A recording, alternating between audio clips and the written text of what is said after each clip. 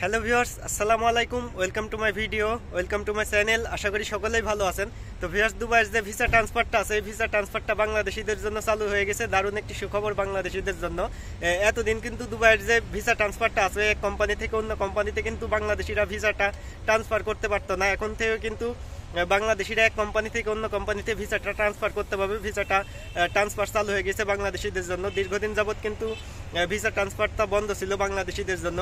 এখন যারা বর্তমানে দুবাইয়ের ভিসা ট্রান্সফার করতে যাচ্ছেন এক কোম্পানি থেকে অন্য কোম্পানি, আপনারা একটু টাইপিং সেন্টারে যোগাযোগ করতে পারেন। অনেক ধরনের কোম্পানিতে হয়তো ভিসা ট্রান্সফারটা বন্ধ আছে, যেগুলো আপনার বড় ধরনের কোম্পানি, সরকারি গভর্নমেন্টের যে কোম্পানিগুলো আছে, এসব কোম্পানিতে ভিসা ট্রান্সফারটা বন্ধ আছে। তবে যে সাপ্লাই কোম্পানি, ঠিকাদারি কোম্পানি, নর্মাল যে এলএলসি কোম্পানিগুলো আছে, এইসব কোম্পানিতে আপনারা ভিসাটা ট্রান্সফার করতে পারবেন। যারা ভিসাটা ট্রান্সফার করতে চাচ্ছেন, যারা দুবাই সিটির ভিতরে আছেন, আবুধাবিতে আছেন, শারজাতে আছেন, আলাইন আছে, রাসেল খেমা, সংযুক্ত আরব আমিরাতের আপনি যে প্রান্তেই থাকুন না কেন, দুবাইয়ের ভিসা কিন্তু আপনারা ট্রান্সফার করতে পারবেন। যদি আপনি শারজাতে থাকেন বা আবুধাবিতে থাকেন, আবুধাবির ভিসা, শারজার ভিসা দুবাইতে এসে ট্রান্সফার করতে পারবেন, বা দুবাইয়ের ভিসা আবুধাবিতে ট্রান্সফার করতে পারবেন।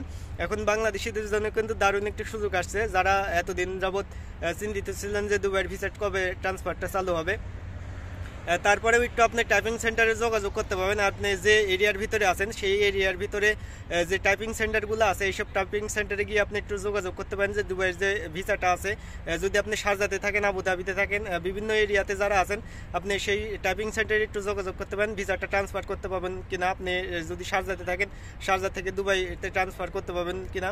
সকল ধরনের কোম্পানিতে কিন্তু ট্রান্সফার করা যাচ্ছে না। আমি আবারও বলতেছি, প্রাইভেট কোম্পানি, যেগুলো প্রাইভেট কোম্পানিগুলো আছে, প্রাইভেট এলএলসি কোম্পানি, এসব কোম্পানিতে বিশেষ করে বিল্ডিং কনস্ট্রাকশন, ক্লিনিয়ারের কাজ, লেবার ক্যাটাগরি যে কাজগুলো আছে, লো ক্যাটাগরি, এসব কাজে আপনারা ভিসাটা ট্রান্সফার করতে পারবেন। যারা হাই প্রফেশনাল ভিসা ট্রান্সফার করতে চাচ্ছেন কোম্পানি থেকে, বা ফ্রি ভিসা লাগাতে চাচ্ছেন, ফ্রি ভিসাটাও কিন্তু বর্তমান সময়ে লাগানো যাচ্ছে। যারা দুবাই সিটির ভিতরে আছেন, আবুধাবিতে আছেন, শারজাতে আছেন, আপনারা ফ্রি ভিসাটাও লাগাতে পারবেন। কোম্পানি ক্যান্সেল করে আপনার অন্য কোম্পানিতে ভিসা ট্রান্সফার করতে পারবেন।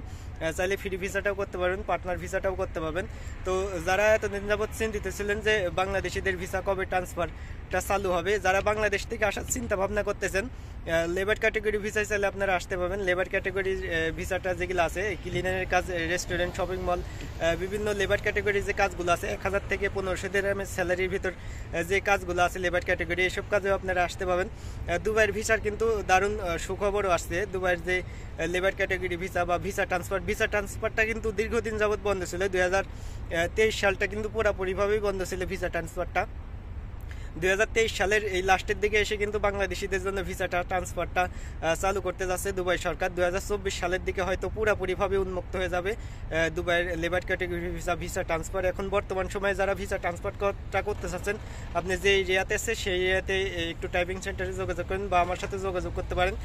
আপনি ভিসাটা ট্রান্সফার করতে পারবেন না। ভিসা যদি আপনার দুবাইয়ের হয়ে থাকে, শারজার হয়ে থাকে, আবুধাবির হয়ে থাকে, দুবাইয়ের ভিসা যে আছে, আপনার আইডি কার্ডটা যে আছে, আইডি কার্ডের উপরে কিন্তু লেখা আছে আপনার ভিসাটা কোন সিটির ভিতরে। যদি দুবাই সিটির ভিতরে হয়, আপনি দুবাই সিটির ভিতরে ভিসাটা ট্রান্সফার করতে পারবেন।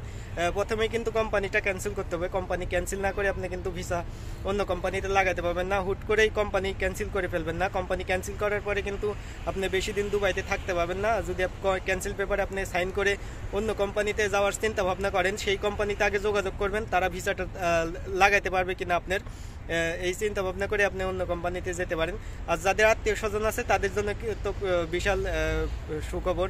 আত্মীয় স্বজনের মাধ্যমে আপনারা ভিসাটা ট্রান্সফার করে নিতে পারেন। আপনি যদি কোনো আত্মীয় স্বজন থাকে এক কোম্পানিতে, আপনি যে কোম্পানিতে আছেন সেই কোম্পানি থেকে আপনার যে আত্মীয় স্বজনগুলো আছে সেই কোম্পানিতে আপনারা যাইতে পারবেন তাদের সাথে যোগাযোগ করে। তো ভিউয়ার্স, এই ছিল আজকের ভিডিওটা দেখে যদি আপনার উপকারে আসে, অবশ্যই ভিডিওতে একটি লাইক দেবেন। আর চ্যানেলটা যারা একটা সাবস্ক্রাইব করেনি, চ্যানেলটা অবশ্যই সাবস্ক্রাইব করে রাখবেন আরও নতুন নতুন ইনফরমেশনমূলক ভিডিও পাওয়ার জন্য। আর যারা অলরেডি সাবস্ক্রাইব করে রাখছেন তাদেরকে অসংখ্য ধন্যবাদ। তো ভিউয়ার্স, আজকে এই পর্যন্ত। সবাই ভালো থাকবেন, সুস্থ থাকবেন। আল্লাহ হাফেজ।